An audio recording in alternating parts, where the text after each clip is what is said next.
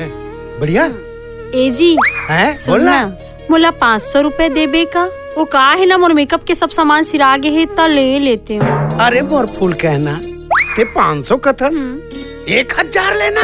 अरे ते मेकअप का कर बर करतस मोर बर फिर ना ते मेकअप जन करे कर काबर। अरे जाने मन ते बिना मेकअप के इतना सुंदर दिखतस तो लोग देखी तो देखते रह जाई। अते झन फुलाजी मैं इतना भी सुंदर नहीं हूँ। अरे मोर कच्चा करौंदा मैं तोर मेकअप से थोड़े प्यार करथूं, मैं तोर से प्यार करथूं। काबर मेकअप करके निकलबे और कोई चील कस उड़ा के ले गे यहाँ ना गांव भर के टूरा मन के तोर बर नियत खराब है।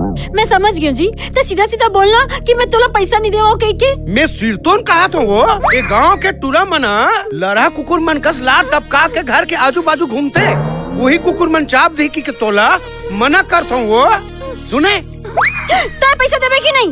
अरे ले न रे मेरे जाने मन पैसा पैसा पैसा किसके लिए कमाता हूँ रखो फिर हाँ ते घर से बाहर झन निकल बे खाबर कसम तोर कसम जी।